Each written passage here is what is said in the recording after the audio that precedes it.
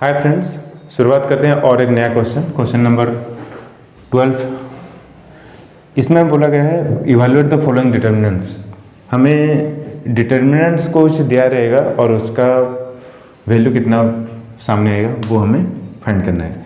तो ये जो नंबर हम सॉल्व करेंगे इसमें डिटर्मिनेंट के प्रॉपर्टी भी यूज करेंगे और शॉर्ट ट्रिक भी यूज करेंगे। तो इस क्वेश्चन को थोड़ा ध्यान से देख लेना। अगर क्वेश्चन को ठीक से देखें तो यहाँ 14, यहाँ 17, ये 25 है। इसका दो गुना कहाँ है? कॉलम 3 में है। 14 इंटू 2 28, 17 इंटू 2 34, 25 इंटू 2 50, राइट। ये इसका दो गुना है। मतलब अगर हम कॉलम 3 में से दो कॉमन ले जाएं तो ये बन जाएगा, ये दो कॉलम इक्वल बन जाएगा। ठीक है, तो सॉल्व करेंगे वैसे। टेकिंग 2 कॉमन फ्रॉम कॉलम 3, अगर 2 कॉमन ले जाएं तो कितना आएगा? डिटर्मिनेंट इक्वल टू डिटर्मिनेंट 14 70 25, ये आएगा 399, ये आएगा 14 17 25। ठीक है, तो डिटर्मिनेंट में हम क्या पढ़े थे? अगर किसी दो कॉलम या दो रो अगर आइडेंटिकल हो गए तो डिटर्मिनेंट का वैल्यू 0। ये कॉलम और ये कॉलम देख रहे हैं, ये आइडेंटिकल है। ठीक है, तो इसका वैल्यू कितना आ गया? 0। इसका वैल्यू आ जाएगा 0। ठीक है, आते हैं अगले क्वेश्चन में दिया हुआ है 16 19 13 15 18 12 14 17 11। अगर आप अच्छे से इस क्वेश्चन को अगर देखें तो इन दोनों का डिफरेंस 1 1 आ रहा है। मतलब हम अगर इसमें डिफरेंस 1 आ रहा है, इसमें भी डिफरेंस 1 आ रहा है।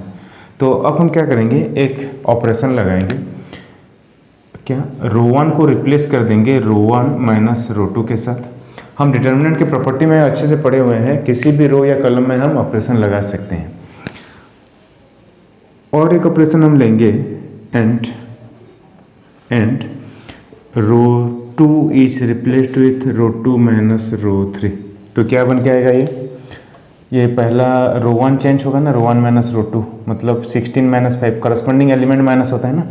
तो 16 माइनस 5 1, 19 माइनस 18 1, 13 माइनस 12 1। ठीक है, फिर रो 2 भी चेंज होगा। ये रो 1 तो चेंज हो गया, रो 2 भी चेंज होगा 15 18 12। मतलब रो 2 किसके साथ चेंज होगा? रो 2 में से रो 3 घट जाएगा, 15 में से 14 घट जाएगा, मतलब 1 आ जाएगा। 18 में से 17 घट जाएगा तो 1 आ जाएगा। 12 में से 11 घट जाएगा तो 1 आ जाएगा। और रो 3 कैसा? जैसा का वैसा रहेगा। तो ये 14, ये आ गया 17, ये आ गया 11। ठीक है, अब हम इसको आसानी से फाइंड कर सकते हैं इसका वैल्यू। तो पहले देख लीजिए, किसी भी डिटर्मिनेंट का अगर दो रो और दो कॉलम अगर आइडेंटिकल हो गए तो उसका वैल्यू 0 आता है। तो यहाँ दो रो आइडेंटिकल हैं। कौन कौन सा? इन दो रो ये आइडेंटिकल है, मतलब इसका वैल्यू कितना आ गया?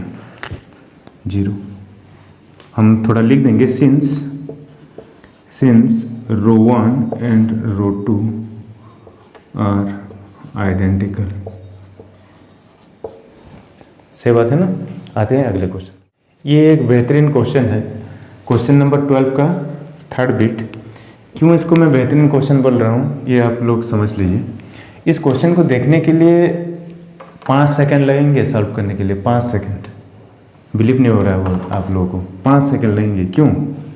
इसको थोड़ा अच्छे से देखना है। कैसे? इस एलिमेंट में से अगर कुछ कॉमन ले सकते हैं या किसी को किसके साथ घटाने से अगर दो रो या दो कॉलम अगर आइडेंटिकल आ गया तो हम उसका वैल्यू 0 बोल सकते हैं। तो यहाँ भी वही ट्रिक लगाना है। आप यहाँ देख रहे हैं 105, थोड़ा अच्छे से देखना है। यहाँ तो पता नहीं चलेगा, अगर आपका मल्टीप्लिकेशन अगर स्ट्रॉन्ग नहीं होता तो पता नहीं चलेगा। यहाँ भी पता नहीं चलेगा, पर यहाँ पता चल जाएगा। यहाँ ये वाला एलिमेंट और ये वाला एलिमेंट देखिए, ये 105 है 105, ये 735 है। मतलब इसका 7 टाइम्स ये आ रहा है 735। तो हम और एक चेक कर लेते हैं, इसका 7 टाइम्स ये आ रहा है कि नहीं। तो इसको मैं 7 टाइम्स करूँगा तो मल्टीप्लाई करूँगा तो 2 गया 4 कैरी 11 गया कैरी 1 812। तो आ गया ये ये भी आ गया, उसका भी 7 टाइम्स हो गया, मतलब इसका 7 टाइम्स ये आ रहा है। 32 का चेक कर लेते हैं, 32 का 7 टाइम्स क्या आ रहा है जो 14 1 22 आ रहा है। मतलब आप लोग अब समझ गए होंगे, अगर हम रो कॉलम 1 में से अगर 7 में कॉमन ले गया तो ये वाला कॉलम और ये वाला कॉलम आइडेंटिकल हो जाएंगे। तो यही तो आप लोग को ऑब्जर्व करना था, तभी तो मैं बोल रहा था ये 5 सेकंड का क्वेश्चन है। अगर आपने इसको अगर डिस्टिंग्विश कर लिया, अगर आपने इसको फाइंड कर लिया तो क्वेश्चन का आंसर फाइंड करने में ज़्यादा वक्त नहीं लगेगा। ठीक है, तो हो गया। हम लिखेंगे क्या, टेकिंग 7 कॉमन फ्रॉम कॉलम 1। तो अगर मैं 7 कॉमन ले गया तो क्या आ जाएगा 7 और डिटर्मिनेंट आ जाएगा ये 32, ये आ जाएगा 105, ये आ जाएगा 116। दूसरा वाला कॉलम जैसा था वैसा रहेगा, कुछ नहीं होगा उसमें। और तीसरा वाला कॉलम 32, 105, 116 है। तो अब आप अच्छे से देखिए थोड़ा, ये जो पहला वाला कॉलम जो है और तीसरा वाला कॉलम जो है ये आइडेंटिकल है, मतलब ये कॉलम और ये कॉलम। तो अगर किसी भी दो रो या कॉलम आइडेंटिकल होने पर क्या होता है, डिटर्मिनेंट का वैल्यू 0 आता है। बन गया आपका आंसर। आते हैं तो अगला क्वेश्चन दिया हुआ है, ये जो डिटर्मिनेंट जो है आप अगर इसको चाहें तो डायरेक्ट सॉल्व कर सकते हैं, और अगर आप चाहें तो इसको रो और कॉलम ऑपरेशन भी लगा सकते हैं। तो ये देखने में तो बहुत ही सिंपल है, तो हम इसको क्यों ना डायरेक्ट सॉल्व कर ले। ठीक है, तो सॉल्व करने से पहले क्या करते थे, जितने भी डायगोनल एलिमेंट होते थे वो सारे को प्लस बना लेते थे और बाकी जितने रह गए वो माइनस होता था। ठीक है, कैसे प्लस और माइनस हो रहा है ये अगर आप लोग को समझ में नहीं आ रहा है तो आप डिटर्मिनेंट का पहला वीडियो लेक्चर जाके देख लीजिएगा।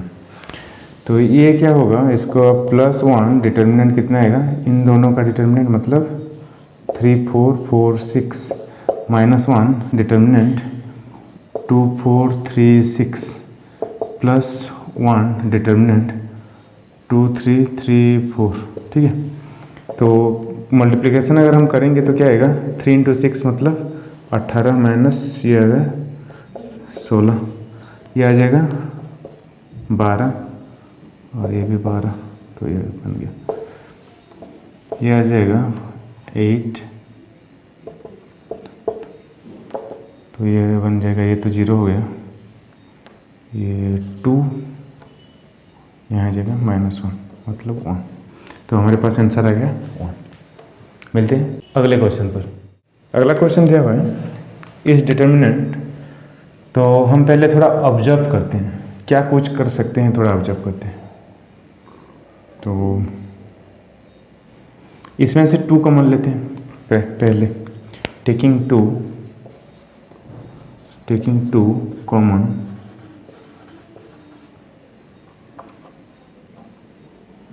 फ्रॉम रो 3। तो क्या बन जाएगा ये डिटर्मिनेंट, ये बन जाएगा 1 2 3, ये बन जाएगा 3 5 7, ये बन जाएगा 4 7 10।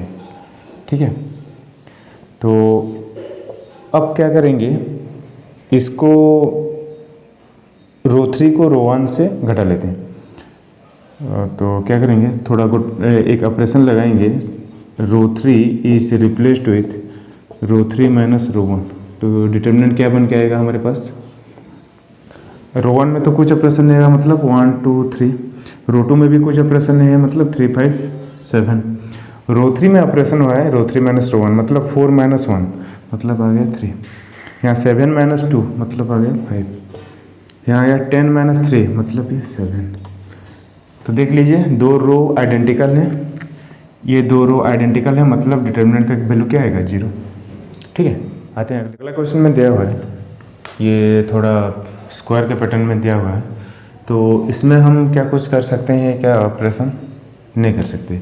तो इसको हम थोड़ा सॉल्व कर लेते हैं, जैसा है वैसा।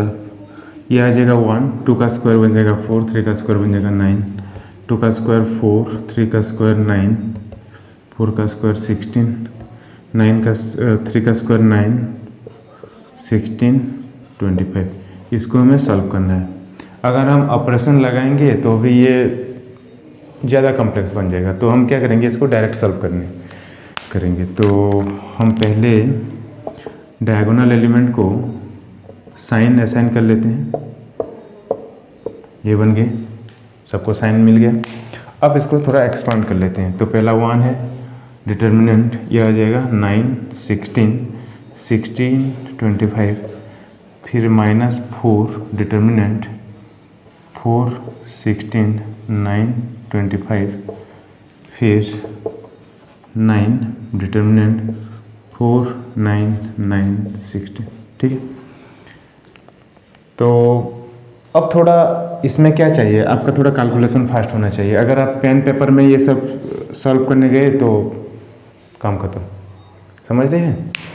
ये सब अपने माइंड में हो जाना चाहिए। ये सब आपको मल्टीप्लिकेशन टेबल आना चाहिए, थोड़ा कैलकुलेशन फास्ट होना चाहिए, एडिशन सब्सट्रैक्शन वगैरह, ठीक है ना। तो आप प्रैक्टिस कीजिए। आप एक काम कीजिए, आप गूगल प्ले स्टोर में जाइए, मैथ ट्रिक बोल के एक एप्लीकेशन आता है, उसको डाउनलोड कर लीजिए और उसमें जितने मैथमेटिक्स का जितना प्रॉब्लम्स होते हैं ना, जो addition subtraction multiplication division square under root ये वाला, तो उसमें वो सब कुछ मिल जाएगा आपको। एक दिन में क्या कीजिए, 10 मिनट का टाइम निकालिए और उस ऐप को थोड़ा चलाइए, फिर आप देखेंगे अपने मैथमेटिक्स में इम्प्रूवमेंट, अपने माइंड में ही सब कैलकुलेट होने लगेगा। ठीक है, उसका लिंक भी आपको डिस्क्रिप्शन में मिल जाएगा। तो इसको सॉल्व करेंगे। तो 9 × 25 कितना होगा, 225, -16 × 16 256, -4 × ये बनेगा 100, -144 +9 ये 64 -81। तो इसको सॉल्व कर लेना है।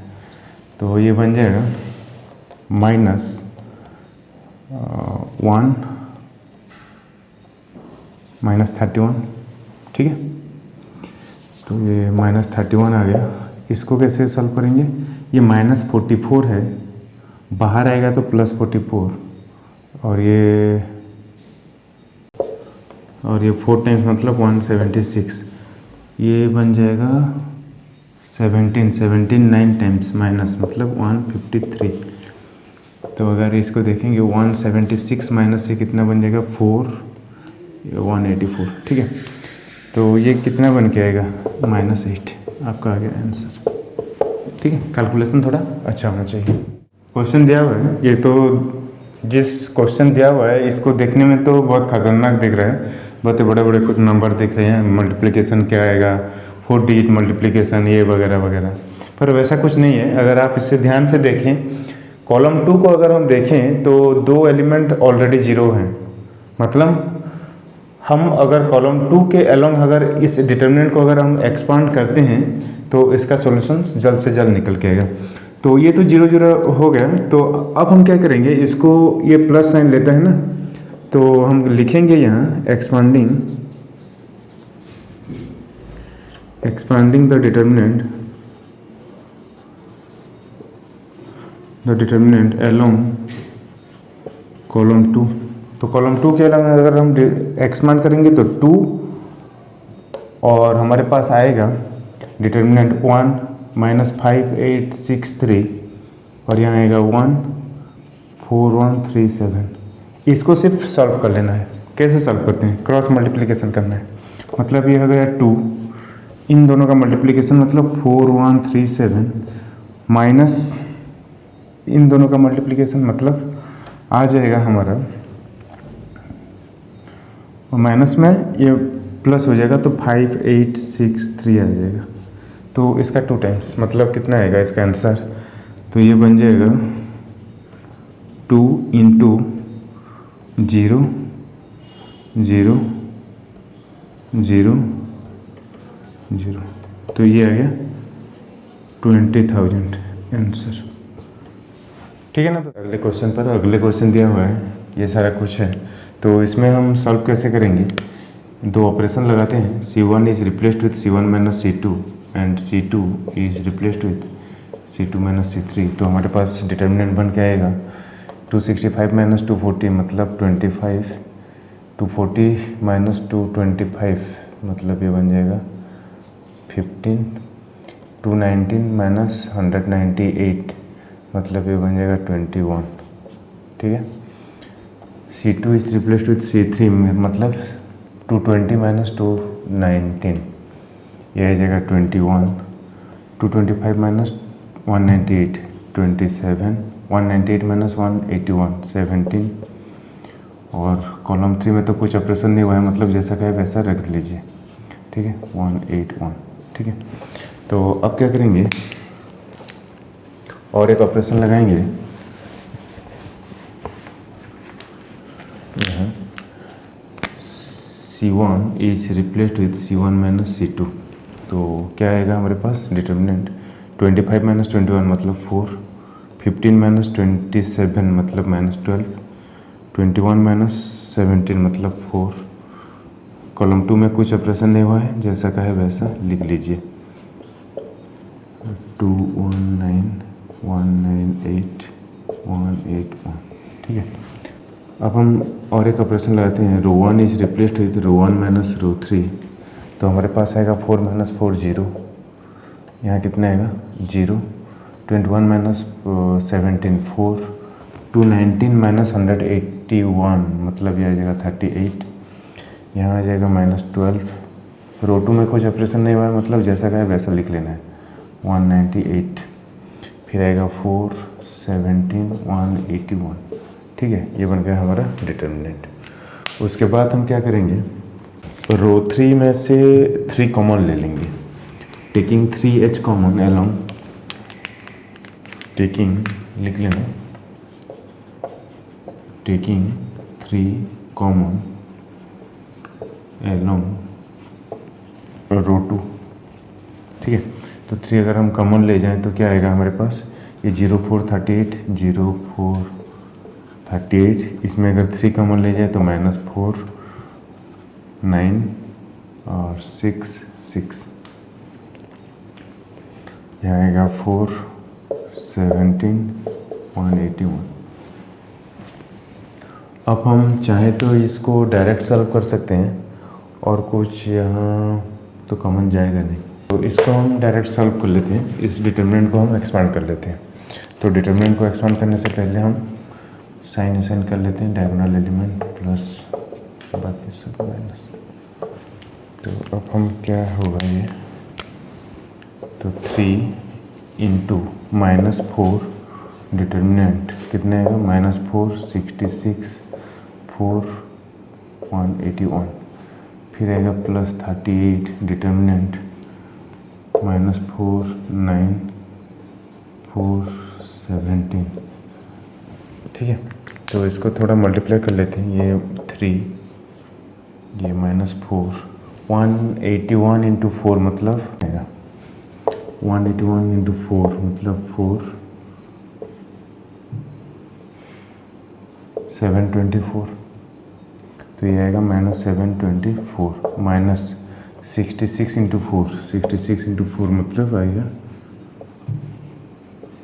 264 प्लस 38, ये आएगा -68 माइनस 36, ठीक है। तो इसको थोड़ा सॉल्व कर लेते हैं।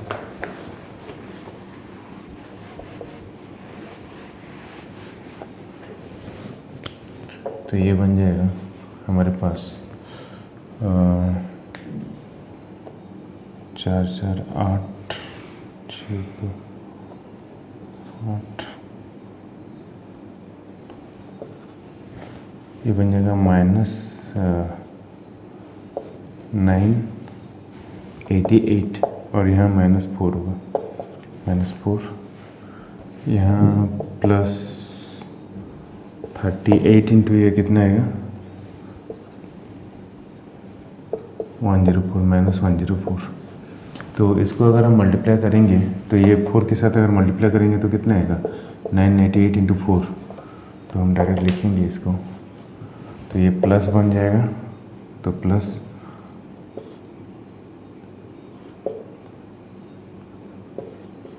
3952, यह माइनस आएगा 104 इंटू 38 104 इंटू 38 मतलब ये कितना आएगा 1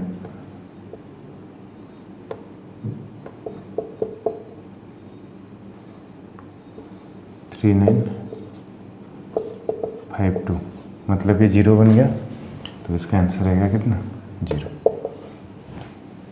तो आप लोगों को इसी तरह सॉल्व कर लेना है। आते हैं अगले। तो अगला क्वेश्चन दिया हुआ है, इस डिटर्मिनेंट को हमें एक्सपांड कर लेना है। तो कुछ नहीं, डायरेक्ट साइन असाइन करते हैं। डायगोनल एलिमेंट सारे पॉजिटिव बना लीजिए और जितने बाकी रह गए सारे नेगेटिव बना लीजिए और इसका शुरू करें एक्सपांसन। तो ये तो पहला टर्म 0 हो जाएगा क्योंकि ये 0 मल्टीप्लाई होकर आएगा तो 0 हो जाएगा। तो दूसरा टर्म क्या आएगा -a²। डिटर्मिनेंट क्या आएगा b² a² a 0 plus b determinant b² 0 a b²। ठीक है, तो इसका आएगा -a²। अगर इसको हम एक्सपांड करेंगे तो ये पहला टर्म 0 आएगा और दूसरा टर्म कितना आएगा a³ आएगा। ठीक है, प्लस b, ये पहला टर्म कितना आएगा b⁴ आएगा और दूसरा टर्म 0 आएगा। तो अगर इसको हम एक्सपांड करेंगे तो ये minus into minus plus a² into a³ कितना आएगा a⁵ plus b into b⁴ मतलब b⁵। तो आ गया आंसर। आते हैं अगला क्वेश्चन दिया हुआ है, इस डिटर्मिनेंट का हमें वैल्यू फाइंड करना है, कितना आएगा। तो हम एक ऑपरेशन लगा लेते हैं, c1 is replaced with c1 plus c2 plus c3। ये अगर ऑपरेशन हम लगाएंगे तो इसमें सारा ऐड हो जाएगा। तो पहला क्या आएगा a minus B plus B minus C plus C minus A, फिर आएगा x minus Y plus Y minus Z plus Z minus X, p minus Q plus Q minus R plus R minus P. और column 2 column 3 जैसा का है वैसा लिख लेना है, b minus C Y minus Z Q minus R, यहाँ आएगा c minus A Z minus X R minus P. ठीक है, तो ये हमारा बन गया डिटर्मिनेंट। तो थोड़ा इसको देख लेते हैं, ये बन जाएगा 0। अच्छे से देखिए, ये सब अगर कट जाएगा, ये सब कट जाएगा तो ये बन जाएगा 0। ठीक है, तो हमारा डिटर्मिनेंट आएगा